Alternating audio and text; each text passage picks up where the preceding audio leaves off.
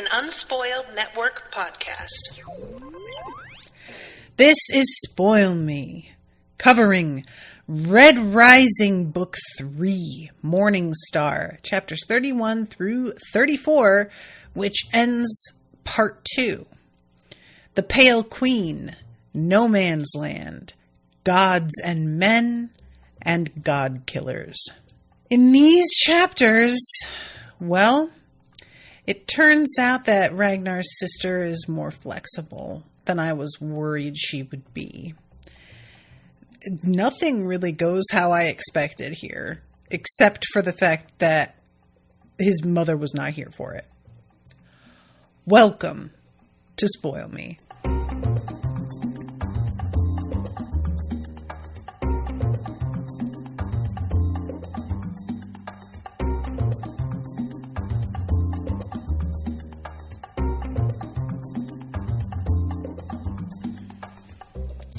Welcome to the show, everyone. I am Natasha. Thank you very much to Ashley for commissioning this episode. What's up, Ashley? Ashley's here in the chat with me today. Yay. You guys, first of all, I'm still not recovered from Ragnar's death. I appreciated that the next chapter starts with I am numb with grief because I needed him to really continue to feel this, and it influences him going forward enough that he kind of has to slap himself and tell himself to get it together. Yeah, that makes sense to me. So I had said at the end of the last episode, like a precious baby angel, I had said, oh, well, they're people who came with Ragnar, and so they're definitely going to be well treated, like guests. And I will say that they're not straight up clapped in irons and thrown in a dungeon, but it sure isn't the reception that I was expecting. The first thing that happens when they land after riding these griffins is for a bunch of people to start talking about heretics and how probably we should lock these guys up. I didn't realize that the thing Ragnar was coming here to tell his mother had already been carried ahead of him by other people. I feel like it's been mentioned that he had people on the ground, but I didn't think it through about what that would actually mean and whether these folks would be would be repeating things verbatim, or if they'd just be kind of sowing doubt in a very general way. And I also don't think that I realized that Ragnar's mother was a straight up queen. I knew that she was really well respected, and if it was mentioned, I just forgot it. That's my bad. So it never occurred to me, because I wasn't really aware of her position, that the fact that she is so devout would present a whole different type of problem than the one I was originally considering. Because if she's an important person in the community, somebody who is known to be fierce, then I'm thinking her being super devout is something that is just admired about her in general, but not that she's going to have the power to go after people who do not agree with her. So when they come into this, there's a kind of tiny holy war going on. It's not really a war, but they're persecuting heretics and stringing them up. As these griffins come in for a landing, he sees bodies that are being hung from the rooftops, basically. So, that's when we're flying in and he first sees those. My immediate first assumption is just oh, okay, well, this is how they punish people for whatever. I never thought that these specific people and how they specifically died are going to turn out to really mean something and be relevant to what's going on for our friends. It never even entered my mind. And it turns out that it's like they've been put to the question. It's like they underwent the Inquisition and then were put up there. And what kills me is that she knows that it's all bullshit. This was my favorite twist, that she is already aware. So she is putting people through this, not for nothing. That it would be very unfair for me to try and suggest she's doing this for nothing. That's not it.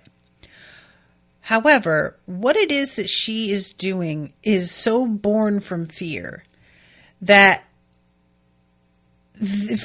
it's like all she's trying to do is ensure that nobody questions anything, because as far as she is concerned, the only way that they stay safe is if they keep doing things the way they've always done them. She doesn't want any sort of change. And honestly, as much as this whole thing is deeply fucked up, I can understand the position that she's in and doing what she did for as long as she did when there weren't other options. Now we have Darrow showing up and offering a different option. And she's choosing not to take that. So that is a totally different issue. That's a different problem that she, but operating the way that she has been, considering the options that have been available to her, I kind of get it. I think it's like deeply fucked up. Don't get me wrong. I'm not trying to like justify this, but I am trying to say that like there's a line that she has later, which I'm not even going to try and paraphrase. We'll just wait until we get there, that I felt like really got to the heart of the problem. And I was just like, that was well done. This author really has a way of boiling things down to their bare components and getting to the heart of the matter. And it's like sometimes a little bit alarming. So, okay. I'm kind of jumping back and forth here, but I will mention, by the way, two things that we need to get a quick update on. One, Cassius is indeed alive. I'm so annoyed with myself. I really thought he was dead. And I went on and on about no fake outs. And like, I don't even want to call it a fake out. It's not fair quite to call it a fake out. It's not. But it feels funny. I can't deny that, like, despite it not really, it doesn't disprove what I was saying, but it does feel like it undermines it. Like, quite a bit. So there's that. I will confess, personally, to being relieved that he is still alive. I just have such complicated feelings about Cassius, and the whole thing was just so sad. And as much as he has been, like, after Darrow, the catalyst for all of this being how much he cherished the younger brother who was gentle, that was not valued by anybody else, it's just a real, like, weight in my heart.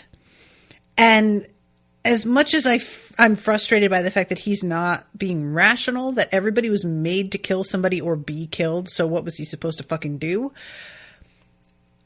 It's still, the motivation for his hatred of Darrow feels like it comes from a place that I can deeply admire in a way.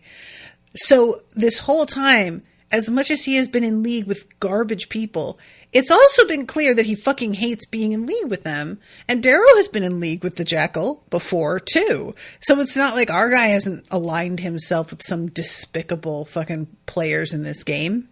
He's not innocent in that. So there's a lot about Cassius and his deal that you could say is really similar to Darrow, actually. And I just haven't grown to hate him. And if he had died, I wouldn't have been mad at all. But I am sort of glad he's not. And I'm also really glad that the reason he's not dead is not because, like, Sephi didn't want to kill him, because she did. Evidently, her people kept her from doing it.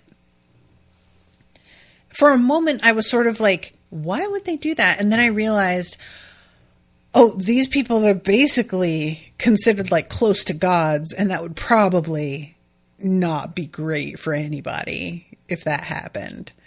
But yeah, I prefer this because, like, if you had told me that he survived and that Seffi had wanted to kill him, but she was prevented, I would have assumed the person who would prevent her would be Darrow, because it would feel a lot different to kill Cassius in cold blood after everything had gone down than it would to kill him in like the heat of the moment, right?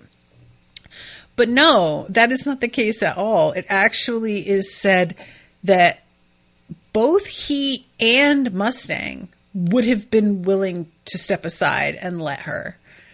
And it was her own people that stopped her. So I'm kind of glad, to be honest, that like that we aren't seeing a Darrow who is in a place where he's still trying to pull his punches. I don't want that. I'm not looking for a Darrow who's still doing Expelliarmus, obviously. You know, like we're past that. But I also just somebody keeping him alive. There's a possibility that he could be redeemed still. And I want that for him, to be honest. Like, I don't really know if he has any interest. It's hard to know because the thing with Cassius is that he is so prideful. And so much of who he is depends on tradition and what's expected by others and all of this, that there are times where I can't help but wonder if he would have aligned with Darrow if not for how it would look to everybody else. Like if he would have changed his position. I don't really think so. If I'm being honest, that pride and everything probably manifests as him being as much of a racist as most Golds are and really perceiving himself as superior. So I'm probably like giving him too much credit, but it's really tough when it's like, but you never know. And there's been no opportunity to find out. We haven't gotten to see, you know? So, yeah, I feel like there's potential here. I'm looking forward to seeing how things go with him. Next thing on the agenda that we have to talk about is the fact that Aja is gone. They did not find her body. They found boot prints, so a bitch landed like a fucking cat. Not necessarily, but you know what I'm saying. Just the fact that she is fine. And that's the only thing that I can assume, is that she is fine. If there's boot prints, if there were any indication that she were walking weird, I feel like that would have been mentioned. There's no blood, and there's no body. So it seems to me a bitch is completely uninjured, which just seems so deeply unfair. It really does.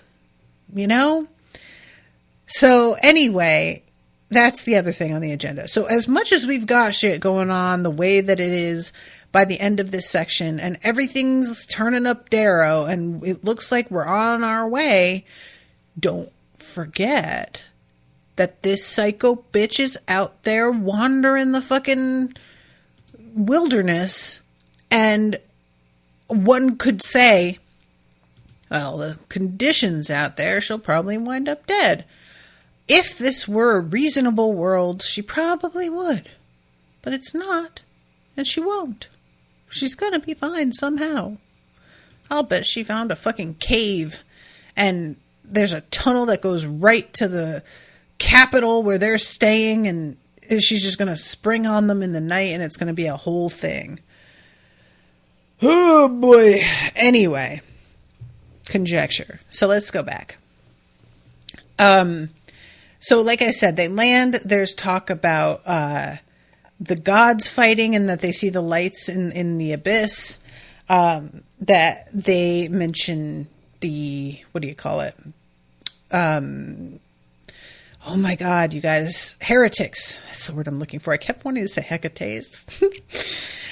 And it says, after being dragged down several dozen dimly lit stairwells, we're shoved into a windowless cell of carved stone and stifling smoky air.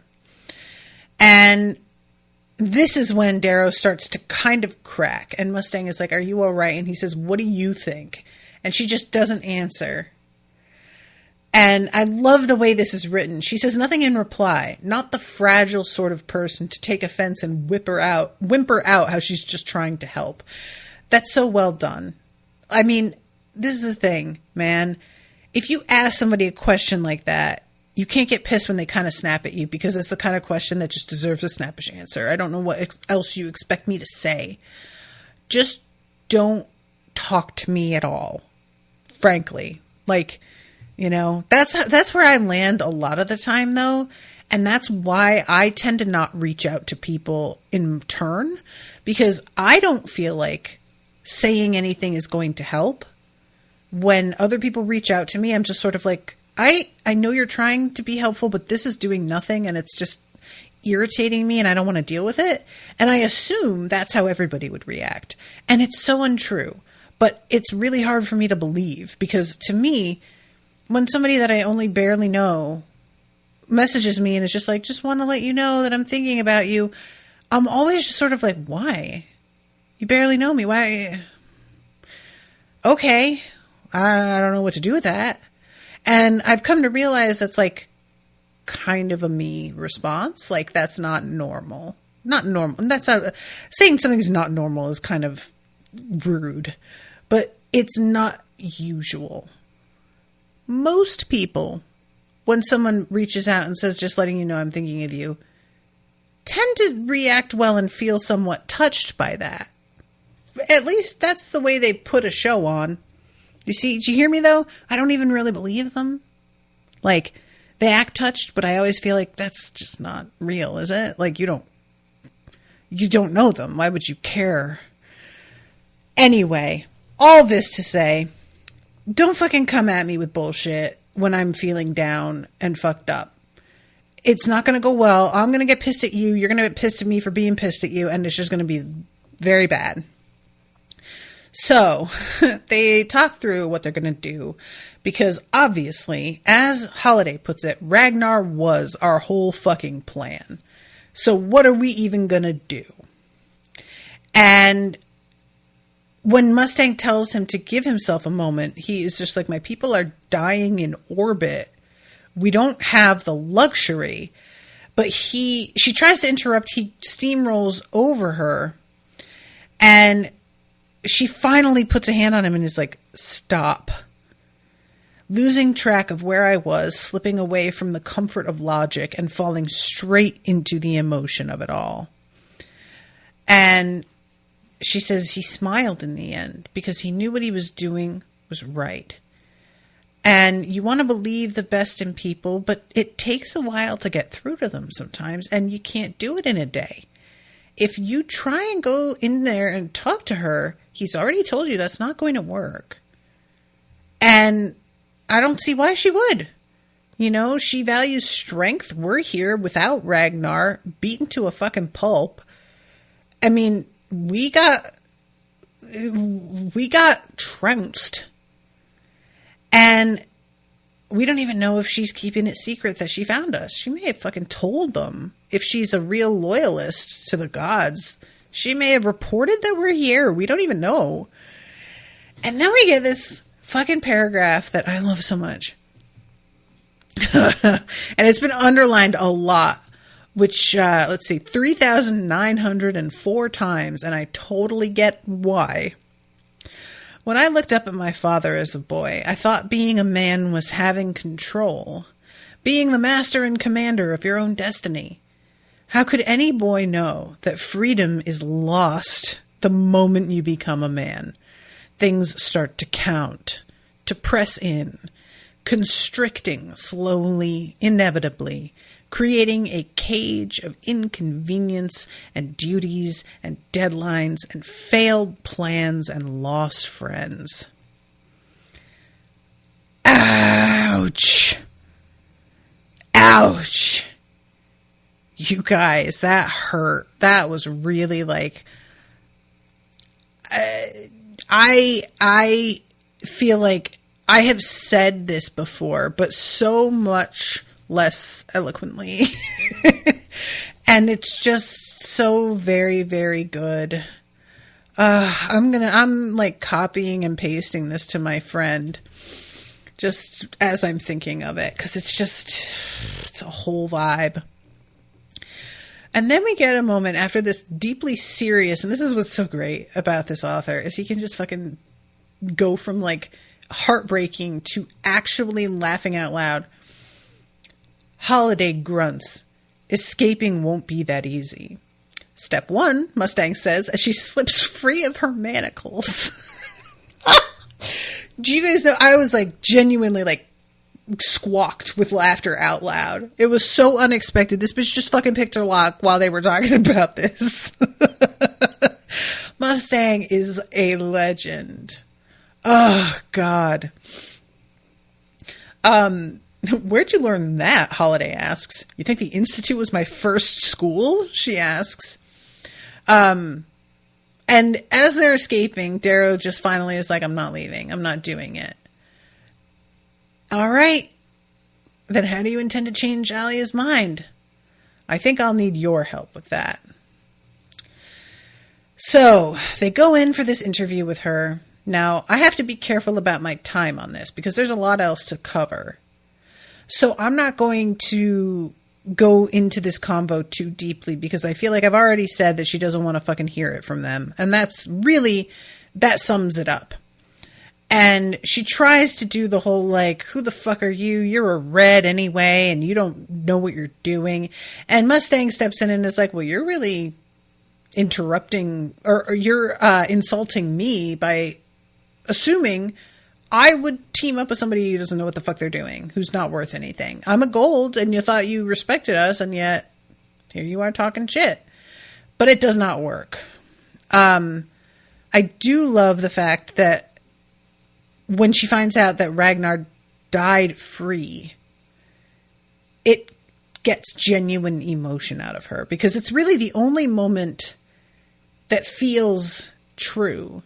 For the most, I mean, her grief over her son is certainly true, but it's just all of it's cloaked in this false, like dogma that she doesn't even believe in. And then the moment when she realizes, like, it's just, I wish so much that she had just let herself be honest at this point. You should ask yourself, Queen, what would make him return here? What would make him send his men here if he would come here himself, if he knew it meant breaking his oath to you and your people? And then eventually we get to the moment where she reveals that she knows already. They explain that the golds are gold people. They're not gods. Alia turns back to us, beleaguered. Her steps are slow and measured as she comes before us. Which would you fear more, Virginia Augustus? A god or a mortal with the power of a god? A god cannot die, so a god has no fear. But mortal men, how frightened they are that the darkness will come. How horribly they will fight to stay in the light. And this is when the both of them are just like, fuck. And Darrow tries one last ditch effort and she's just like, there's no point. There's just none. So sorry, but no. So this is when they get imprisoned. And it says, words failed us with Alia as Mustang said they would, and now we're bound for Asgard, a gift for the gods to secure the future of her people. That is what she told Sephi, and her silent daughter took my chains, and with the help of Alia's personal guards, dragged me and Mustang and Holiday to the hangar where her Valkyrie waited. It turns out, though, that they were able to convince Sephi that they are telling the truth and they can prove it. And this is really fascinating. So we find out that Asgard is like on a sort of spire. It is floating in the air, but it's tethered very like thinly, I guess, to the ground. And there is this test to become sustained that you have to like follow from the base to get to the top. That is so challenging. Ragnar has told Darrow, I don't think you could make it, bud. Don't try it. Which truly, considering what Darrow has done, is wild. Like, I am so curious about it. I was like almost hoping we could see that, but I'm relieved that we don't, because a part of me felt like I'd rather just imagine it and not be told what it takes. And also, it would feel a little tedious to have to go through all of that before getting to the top when we kind of know where things are headed at this point. Like, now I was starting to see what they were doing. And I would rather jump ahead to this than have to read through their inevitable conquering of this area. I figured there's no way that you come out on the top in the condition to be able to fight back. Like, you would get got, so it wouldn't make sense. So yeah, this is Darrow's like, where do they go? And he points out that Ragnar told me when he ascended that you were the only one who didn't celebrate, and that's when you swore yourself to silence. You know what the fuck happens, don't you? And he tells her the way that Ragnar was like used and abused and treated like a pet. And is like, and your mother knew and sold him. And sold your other brothers and sisters and even your father. So do you trust the reason that he came here? Do you trust him that he was putting it all on the line to return and set it straight? Would you do that too? Out of respect for him. And that's what they do. And it's really interesting, you guys. This is so fascinating because what they have done, the Golds didn't just set up like, oh, we're going to make them think we're gods. The Golds decided to impersonate the gods of Norse myth specifically. And so what we have here that we're dealing with is this elaborate stage set, basically, where it's like an interactive thing that has to be very convincing for the idiot brutes who live on the surface and don't know any better and don't know about technology and stuff. So we have to like make it look like it's magical, but the people constructing it are fully aware it's intended to dupe people who genuinely believe these myths. And so the level of like cynicism to it is so grim. It's one thing to create something incredibly magical seeming for the wonder and entertainment of it, like if you're making a theme park or something and you just want people to really have a moment of like, wow, I can't believe they managed to do this. But when you're doing this so that you can trick folks who believe this is truly a supernatural event, that they are in a land that belongs to the gods and is almost like heavenish, that is so gross and slimy and awful. And yet, how fucking dope would that assignment be to design? Right? I can't help it, you guys. A big part of me was like, working with the technology that they have at their disposal, you could make some of the coolest shit. Like, I would really have to rein myself in, because that sounds like it would just be so much fun. And we find out that like being assigned to work here had at one time been considered kind of a glamorous position, but now it's where people get sent that they don't want to deal with anymore, who kind of probably fucked up somehow.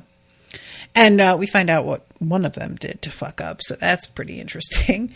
But they have to keep trying to convince them because, like, it's all this theatrics that looks real to the Obsidians. And so Darrow and Mustang both keep having to be like, it's just that the way they did this is through this, this, and this. It's not real. That's not real either. Like, over and over again. And it becomes clearer and clearer as time goes on that the Obsidians are not buying it. Like, there comes a point where he can feel the fact that Sephi thinks they fucked up. And he has to just kind of bring it all to a head here. So the way that they convince, there's this man who's supposed to be sort of like a priest or a prophet that's living down here and sends them on their way for the test of the stained. And he's their first contact, and they have to figure out a way to go straight from him to the gods without messing with this fucking trial. So they had to think through how to get enough attention that people would be willing to let them through. And what he winds up coming up with, this actually is really interesting. They just decide that they're going to report the crashing of this ship because the planet is so cut off that if they've got something here that no other planets know about, it could be really, really advantageous to everybody involved that they assisted with whatever this turns out to be. So at first, it's them talking to this Violet, explaining about how the ship crashed, and the way that, like, Darrow has to use euphemism and metaphor to describe what he saw because he's not supposed to have the language for it, and just it's so, like, uncomfortable. And then this dude wants proof, and she takes out the weapon, the razor, and I love this. When he sees it, the Violet tries to reach out and grab it, and Darrow snatches it back and says, "This is for the gods, not for their whelps." Like, if you were being called a whelp by an Obsidian, wouldn't you be, like, pretty... I mean, that would just... I feel like that would devastate me. That would just feel really like... Because you're supposed to be technically, like, above them. And here they are looking down on you. And you would know that you really don't have a leg to stand on to set them in their place. Because you're really not... You can't show your hand like that. You know what I'm saying? Okay, so... Then we go into chapter 33, Gods and Men. The priest ushers us through the temple's mouth, where we wait kneeling on a black stone antechamber inside the mountain. The stone mouth grinds closed behind us. Flames dance in the center of the room, leaping up in a pillar of fire to the onyx ceiling. Acolytes wander through the cavernous temple, chanting softly, draped with black sackcloth hoods. I'm assuming that these are also Gold's acolytes. Like, are they Obsidians as well? Or are they just actors? I kind of had been assuming they were actors, but I don't know. So there are two people here, one of whom is in this mask of Loki. And the other woman is dressed as Freya, but she isn't wearing a mask, which Darrow thinks means she was so eager to get in here and talk to them that she didn't even bother with it. So he's describing the ship and everything. And eventually things begin to sort of fall apart when they notice that the story they're telling about how they don't have a tribe and yada yada doesn't match up with the sigils on their hands. Why didn't you take this information to the leader of your tribe? Well, we don't have a tribe. And then Loki is looking at the razor and says, "Is it marked with a house sigil?" She reaches for the weapon's hilt in front of me when Mustang laughs bitterly, drawing her attention. "On the handle, my good lady, you will find a Pegasus in flight, sigil of the house Andromedas." I use their surprise and slip forward. By the time they turn back to me, I've snatched the razor out from under Freya's hand and activated the toggle so it is the curved question mark shape that has burned on hillsides, been cut into foreheads, and killed so many of their kind.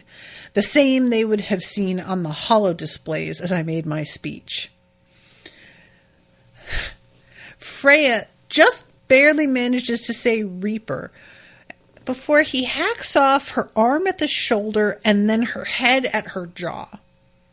Which is just, there's something so brutal about that. God damn. He hurls his razor at Loki's chest and it sticks for a moment in his armor until Mustang kicks it with the base of her foot into his chest all the way. Oh my God. This is so sudden. I wasn't expecting this. I thought they would be held hostage and they would use these two to sort of make their way through the facility and get to a ship or something. You know what I'm saying? I was not prepared for them to just straight up kill these two the way they kill them. And at this point, they pull off Loki's mask and Mustang is like, oh my God, look who it is. And it's Proctor Mercury, who, I guess because he fucked up losing that mountain, now he's here on a different mountain. Still a very plum gig in terms of like, it takes no work. But it's interesting because like, you know, Quicksilver, I'm thinking is Mercury. But then I forgot that there's like a Proctor Mercury as well, who sort of still represented this whole vibe. And it's just like the way that Darrow says, you have to be the least lucky gold I've ever met. 2 mountains lost to a red. Reaper, you have to be shitting me. But you're on Phobos. Negative, my goodman. That'd be my diminutive psychotic accomplice.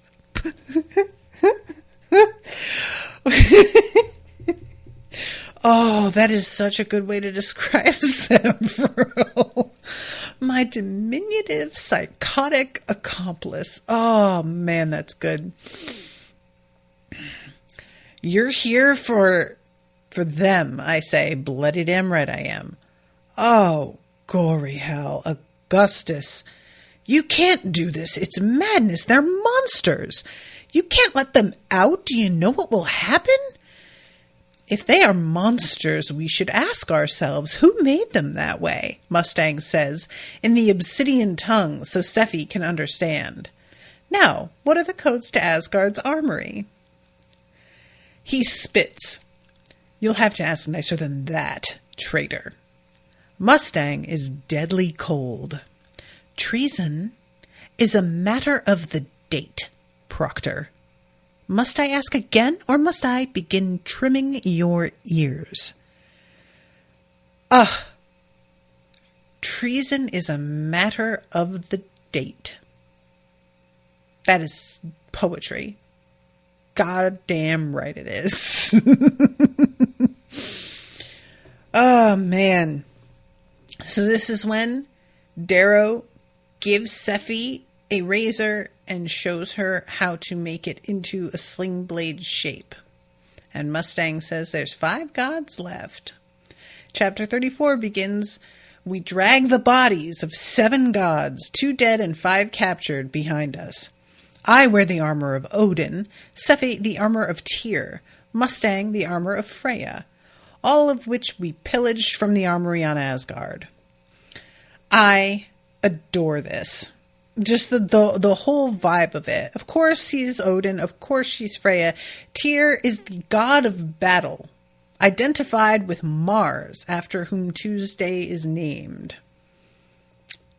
Yeah, you think? Definitely Sephi. 100%. We returned to the spires on a shuttle stolen from Asgard, which we slipped through silently, using Loki's codes to access the armory and drape ourselves in the panoply of war before seeking the remaining gods out. 2, we found in Asgard's mainframe, leading a team of Greens attempting to purge Quicksilver's hackers from their system. I bet you were. Good luck with that, my friend. Sephi, with her new razor, claimed the arm of one and beat the other unconscious, terrifying the Greens, two of which held up fists to me as silent acknowledgement of their sympathy for the Rising. I love it. I'm so delighted. These guys are immediately like, oh, we're being attacked. Oh, we're? Oh, do you need some help? No, we can. Yeah, no, let me put my code in. Amazing. I love this so much. Of course. Yes. Yes. This is what we want. This is what I dreamed of. This is what I still dream of for the real world. Victra relayed news Severo's gamble worked. A little more than a third of the Martian defense fleet is under control of the Sons of Ares. A third. That's a lot. Thousands of the Society's best troops are trapped on Phobos, but the Jackal is hitting back hard, taking personal command of the remaining ships and recalling forces from the Kuiper Belt to reinforce his depleted fleet.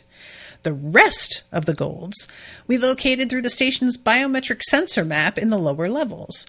The one practicing with her razor in the training room saw my face and dropped her blade in surrender.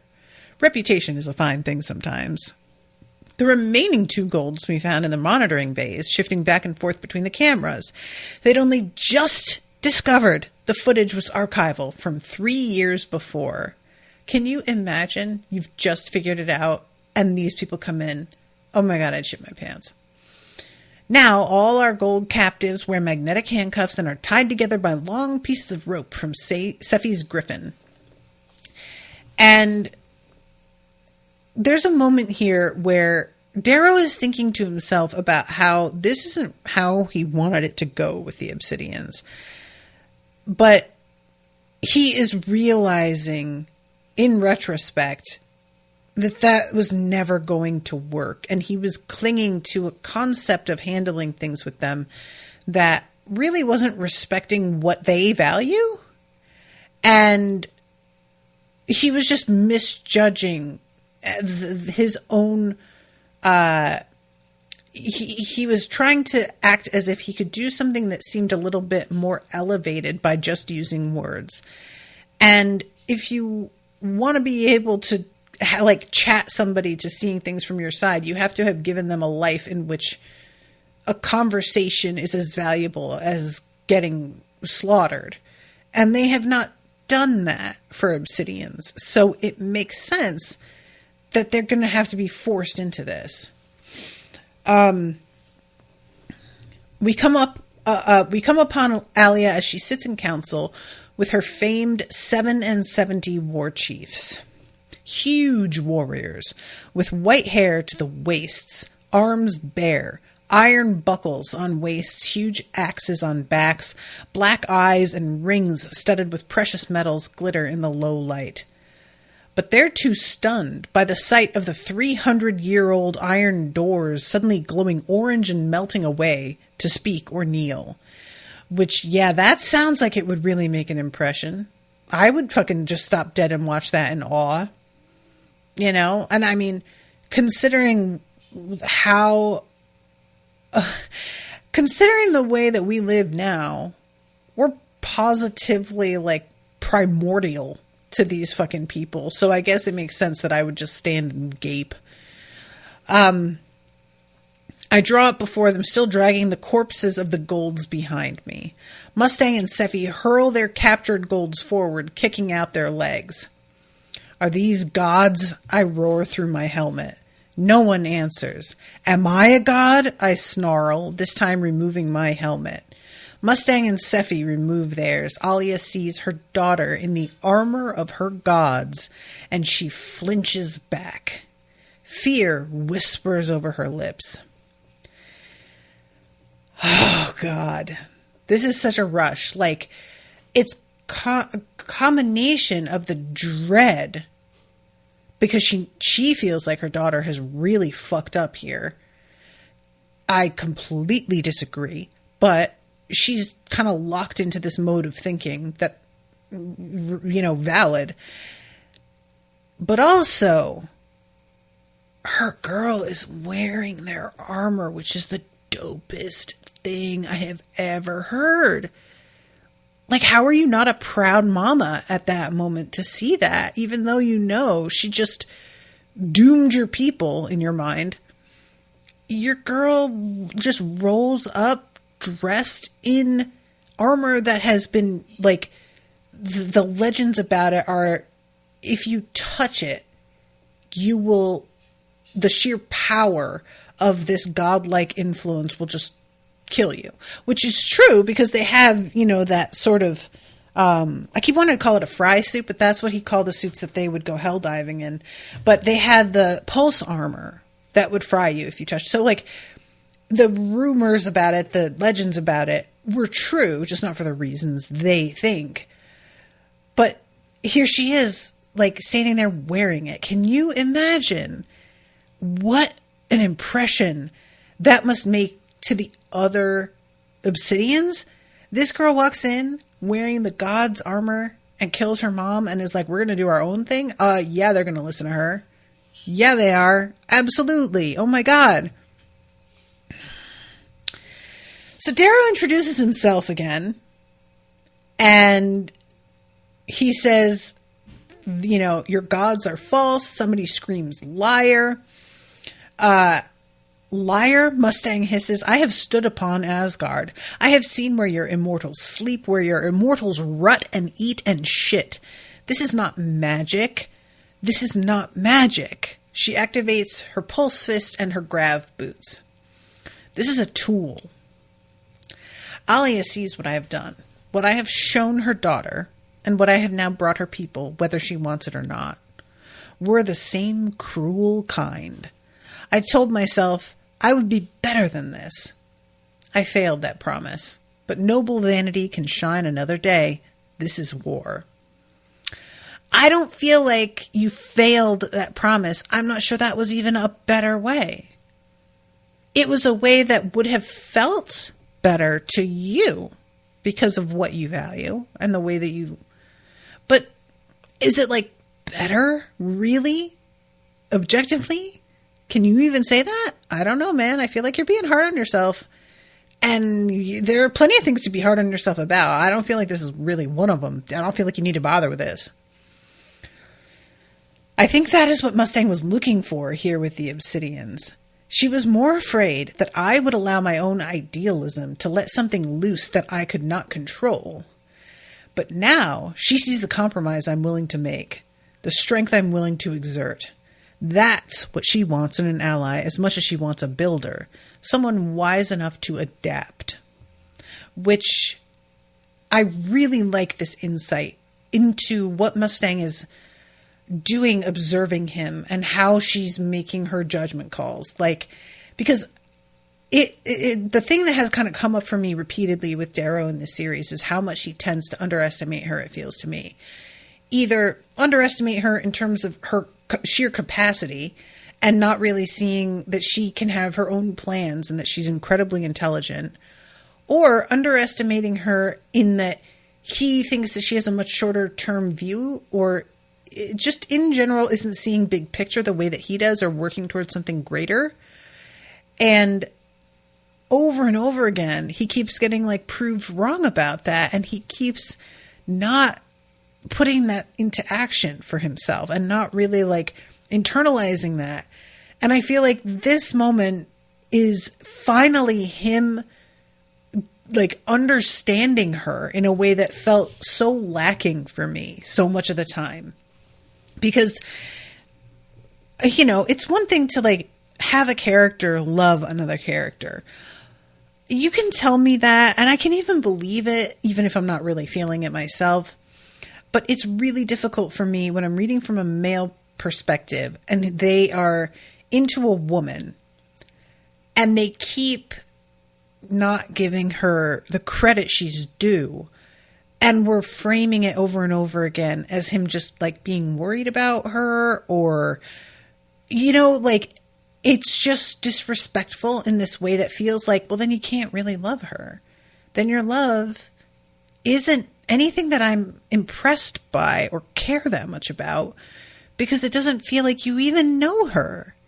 If you understood her as a person, you would see that wasn't what was happening here, but you leaped to this conclusion, which means that you actually don't like her very much if you think she's capable of X, Y, and Z. Do you know what I'm saying? So, and it like kind of comes down to the same thing for me as somebody who is, they're in a relationship and they claim to love somebody, but they keep like going through their phone messages and their DMs and stuff. Like, you can't claim to love somebody and also be constantly thinking that they're going to betray you like that.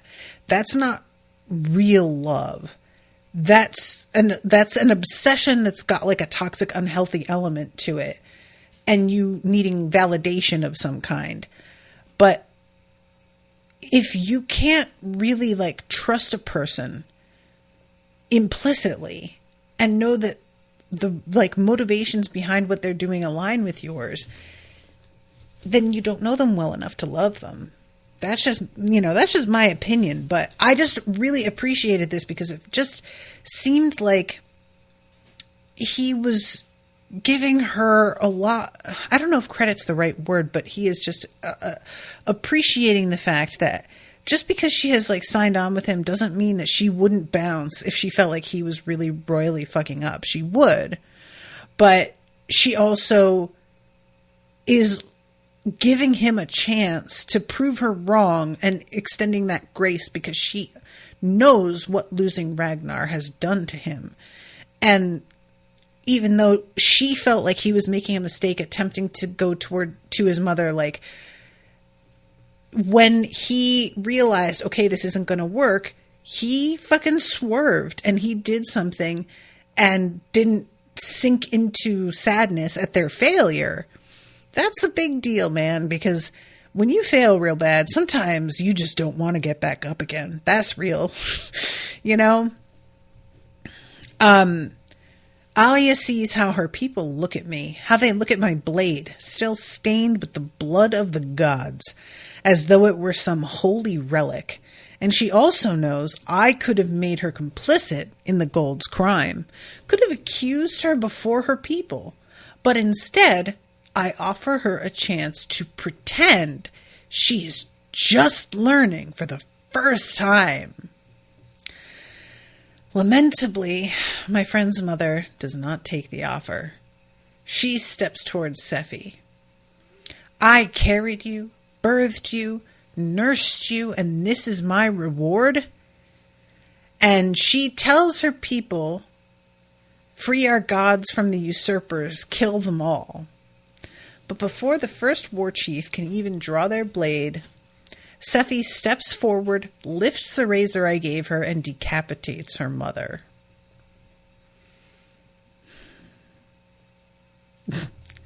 It's so abrupt, you guys.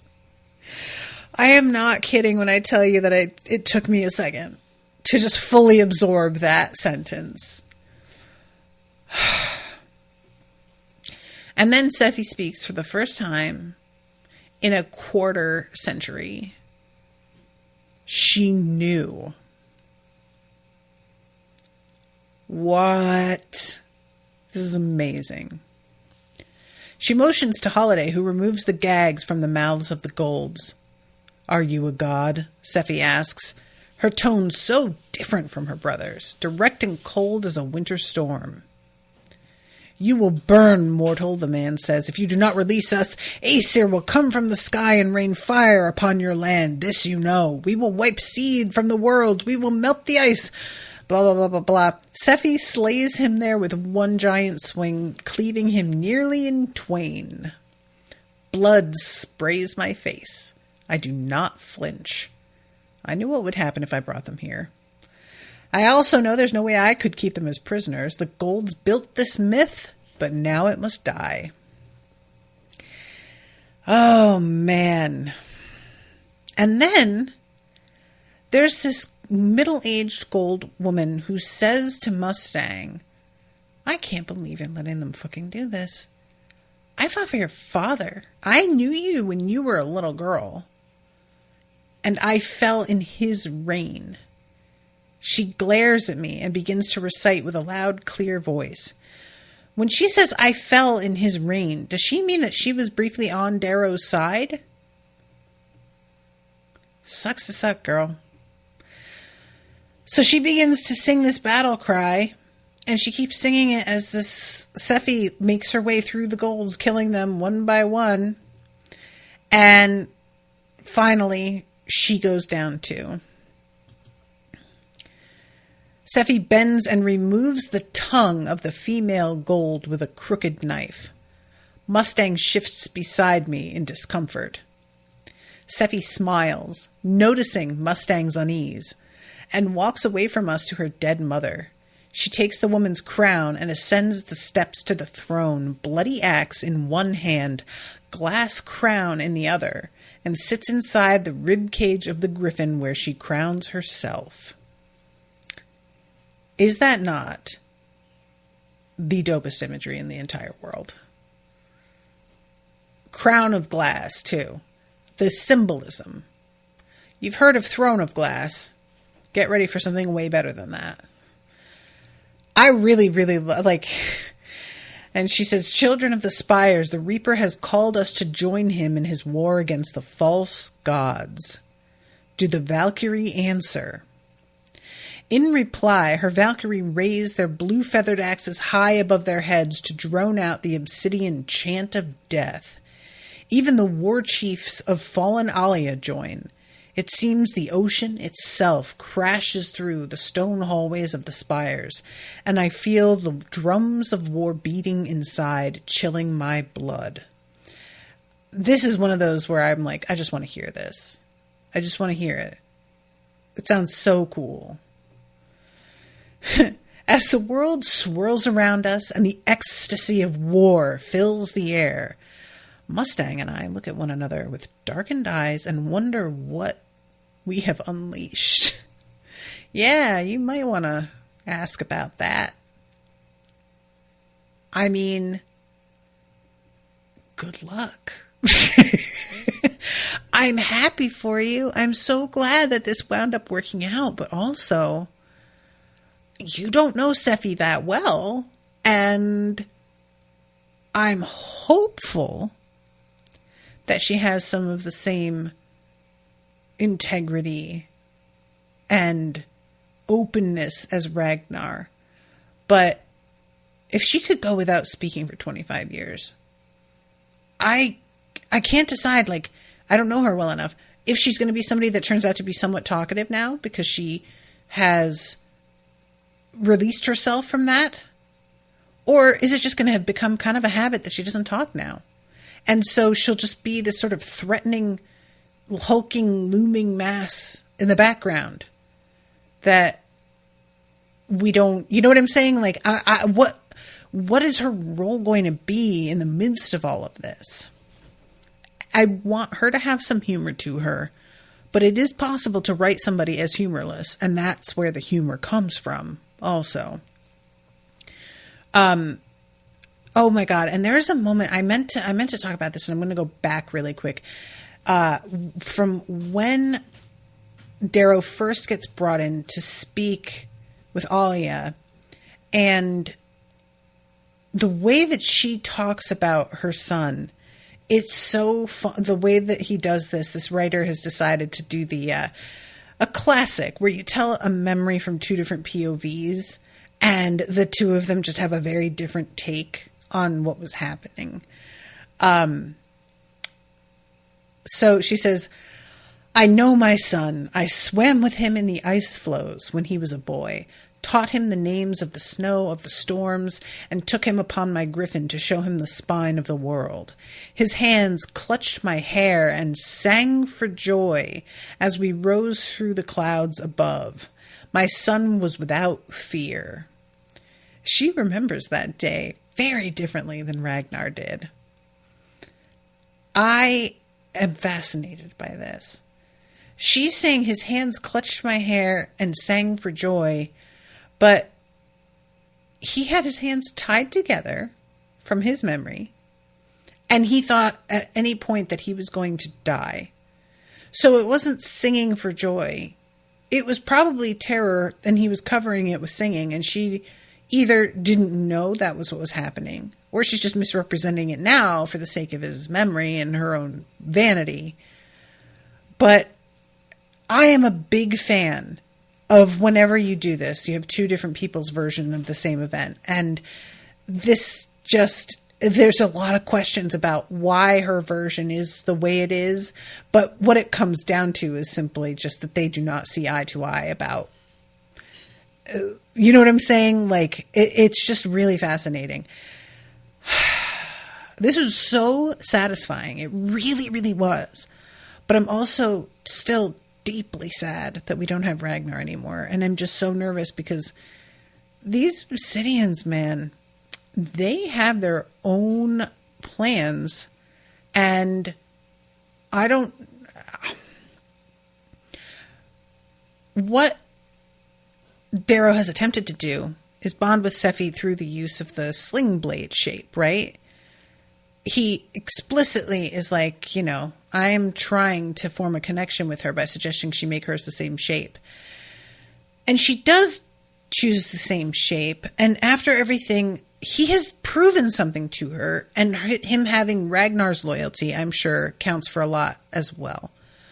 But I'm still not sure he has proven himself enough for her to want to follow him the way that Ragnar was willing to follow Darrow. And I don't really know what else he'll have to do to prove himself. So, and also, you know, previously it's just been Ragnar. That was our one Obsidian in the mix.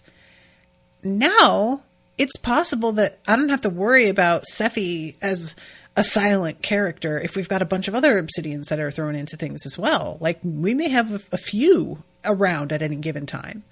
That'll be interesting. All right. Well, I'm going to wrap this up, but thank you guys again so much for hanging out with me. Appreciate you all a lot. Thank you, Ashley, for commissioning this episode. I'm having a lot of fun covering this. And until next time, toodaloo, motherfuckers.